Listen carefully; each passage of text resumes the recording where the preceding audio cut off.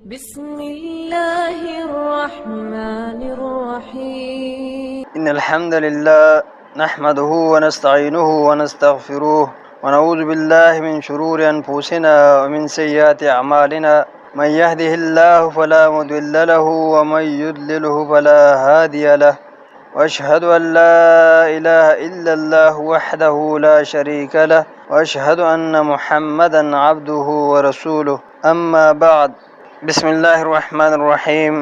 دفاع رسول صلی اللہ علیہ وسلم. نبی صلی اللہ علیہ وسلم سے محبت کے تقاضوں ہی میں سے ایک تقاضا یہ بھی ہے کہ نبی صلی اللہ علیہ وسلم کے خلاف اٹھنے والی ہر آواز اور آپ صلی اللہ علیہ وسلم کی ناموس کے خلاف اٹھنے والے ہر قلم کے مقابلے میں آپ صلی اللہ علیہ وسلم کا بھرپور دفاع کیا جائے. یہ دفاع کرنا سنن ربانیہ و قوانین الہیہ میں سے ہے، اور سب سے پہلے یہ کام خود اللہ تعالیٰ نے کیا ہے. چنانچہ سورہ البقرہ میں ارشاد باری تعالیٰ ہے: فَهَزَمُوهُمْ بِإِذْنِ اللَّهِ وَقَتَلَ دَاوُودُ جَالُوتَ وَآتَاهُ اللَّهُ الْمُلْكَ وَالْحِكْمَةَ وَعَلَّمَهُ مِمَّا يَشَاءُ وَلَوْلَا دفع الله الناس بعضهم ببعض لفسدت الأرض ولكن الله ذو فضل على العالمين. طالوت کی فوج نے اللہ کے حکم سے ان کو ہزیمت دی اور داؤد نے جالوت کو قتل کر ڈالا، اور اللہ نے اس کو بادشاہی اور دانائی بخشی اور جو کچھ چاہا سکھایا. اور اللہ لوگوں کو ایک دوسرے پر چڑھائی اور حملہ کرنے سے نہ ہٹاتا تو دنیا تباہ ہو جاتی، لیکن اللہ تعالیٰ اہل علم پر بڑا مہربان ہے. اسی طرح سورہ الحج میں اللہ تعالیٰ فرماتا ہے: ان اللہ یدافع عن الذین آمنوا ان اللہ لا يحب كل خوان کفور. اللہ تو مومنوں سے ان کے دشمنوں کو ہٹاتا رہتا ہے، بے شک اللہ کسی خیانت کرنے والے اور کفران نعمت کرنے والے کو دوست نہیں رکھتا. نیز سورہ الحج ہی میں فرمایا: الذین اخرجوا من دیارہم بغیر حق الا ان یقولوا ربنا اللہ ولولا دفع اللہ الناس بعضهم ببعض لہدمت صوامع وبیع وصلوات ومساجد یذکر فیہا اسم اللہ کثیرا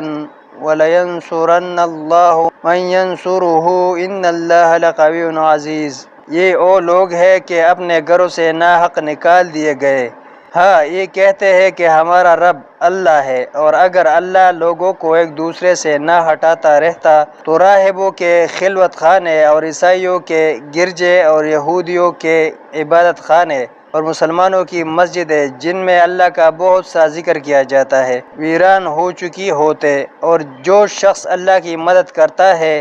اللہ اس کی ضرور مدد کرتا ہے، بے شک اللہ توانا اور غالب ہے. یہ بات فطرت انسانی کا حصہ ہے کہ حقیقی دوست اپنے محبوب کی مدد و نصرت کرتا ہے اور ضرورت پڑنے پر اس کا ہر ممکن حد تک دفاع کرتا ہے، اور نبی کریم صلی اللہ علیہ وسلم کا دفاع کرنا تمام افراد امت پر واجب ہے. چنانچہ سورہ الفتح میں ارشاد الہی ہے: اِنَّا أَرْسَلْنَاكَ شَاهِدًا وَمُبَشِّرًا وَنَذِيرًا لِتُؤْمِنُوا بِاللَّهِ وَرَسُولِهِ وَتُعَزِّرُوهُ وَتُوَقِّرُوهُ وَتُسَبِّحُوهُ بُكْرَةً وَأَصِيلًا. اور ہم نے اے نبی آپ کو حق ظاہر کرنے والا اور خوشخبری سنانے والا اور خوف دلانے والا بنا کر بھیجا ہے تاکہ اے مسلمانوں تم لوگ اللہ پر اور اس کے پیغمبر پر ایمان لاؤ اور ان کی مدد کرو اور اس کا ادب کرو اور صبح و شام اللہ کی تسبیح کرتے رہو. جبکہ سورہ الاعراف میں ارشاد فرمایا: الذین یبتغون الرسول النبی الامی الذی یجدونہ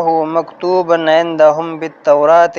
والانجیل یأمرہم بالمعروف وینہاہم عن المنکر ويحل لهم الطيبات ويحرم عليهم الخبائث ويدعو عنهم إصرهم والأغلال التي كانت عليهم فالذين آمنوا به وعزروه ونصروه واتبعوا النور الذي أنزل معه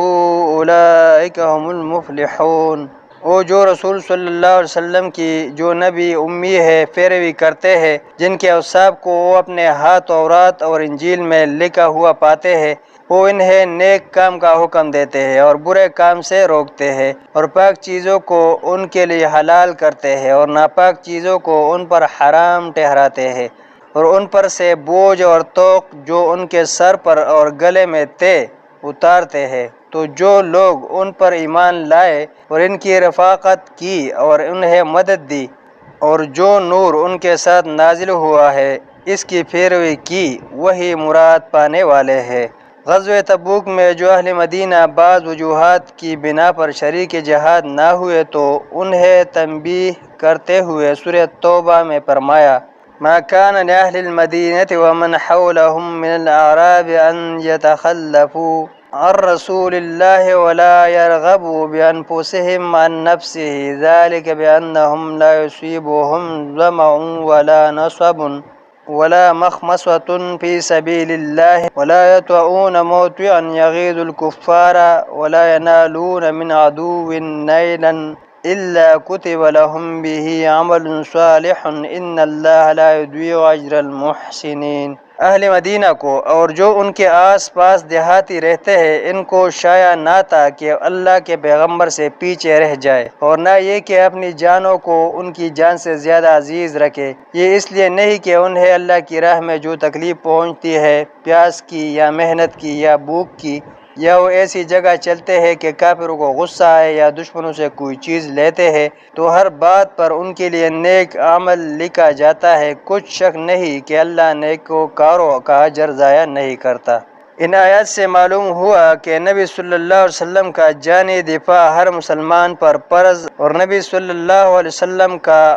اس پر حق ہے، لہٰذا انہیں اپنی ذاتی تحفظ و دفاع سے بھی زیادہ نبی صلی اللہ علیہ وسلم کا تحفظ و دفاع کرنا چاہیے۔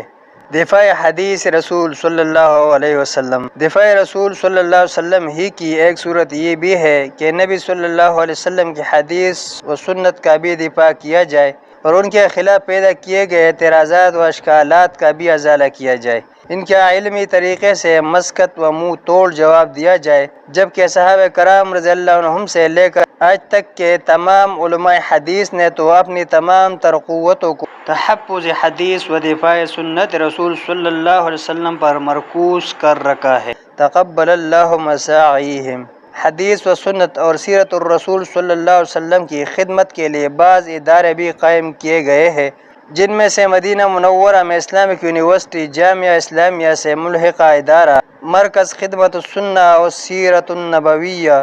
خاص طور پر قابل ذکر ہے۔ اسی طرح بعض علم دوست اور اہل خیر نے سنت و سیرت کی خدمت سر انجام دینے والوں کی حوصلہ افزائی کے لیے بڑے گراں قدر انعامات بھی مقرر کر رکھے ہیں، جو ہر سال اہل علم کی خدمت میں بڑے اعزاز کے ساتھ پیش کیے جاتے ہیں، جن میں سے جائزۃ صاحب السمو الملکی الامیر نائب بن عبدالعزیز لخدمت السنہ والسیرت النبویہ ایک قابل قدر اقدام ہے۔ فجزاء اللہ القائمین علیہما۔